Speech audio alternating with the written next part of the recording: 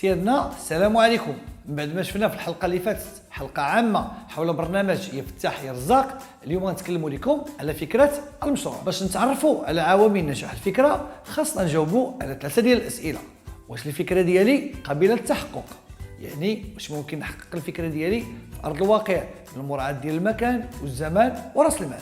ثانيا واش الفكره ديالي واقعيه؟ مزيان يكون عندنا طموح ونحلموا نكبروا، ولكن خاصنا نكونوا واقعيين في افكارنا باش ما نبقاوش عايشين غير في الاحلام. ثالثا واش هذه الفكره قادر ندخل منها الفلوس؟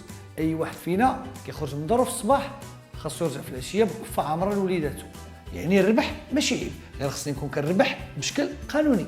اضافه لهذا الشيء النوعيه ديال الفكره وباش كتميز، والتمييز هو بدايه النجاح. وخاصني نكون عارف كذلك شنو واقع في المحيط ديالي ومهتم بالاحداث الاقتصاديه.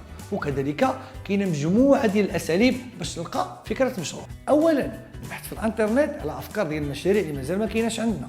ثانيا نقلب على المكان المناسب لانشاء المقاوله.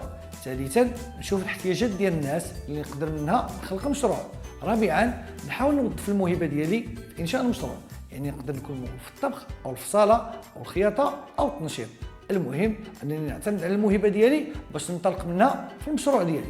سيادنا قبل ما نختموا الحلقه لازم نذكروا باهم النقاط اللي ذكرناها، اللي هي ان فكره المشروع ديالكم باش تنجح خاصها 3 ديال العوامل اللي هما: واش الفكره ديالي قابله للتحقق، واش الفكره ديالي واقعيه، واش الفكره ديالي قادر ندخل منها الفلوس، يعني الفكره مربحه. ونحاول كذلك نشوف في الانترنت الاحتياجات الجديده ديال الناس ونحاول نوظف الموهبه ديالي في انشاء المقاوله. ويا المقاول اختير مقاوله. باش تزيدوا تعرفوا اكثر كليكيو على هذا الرابط او دخلوا للموقع ديالنا bodor.info. نتمنى نكونوا فدناكم في هذه الحلقه، ونتلاقاو في الحلقه الجايه ان شاء الله اللي غنتكلموا فيها على مواصفات المقاول. وما تنساوش اي سؤال في بالكم كيدور غادي تلقاو جوابه في موقع بودور. في امان الله.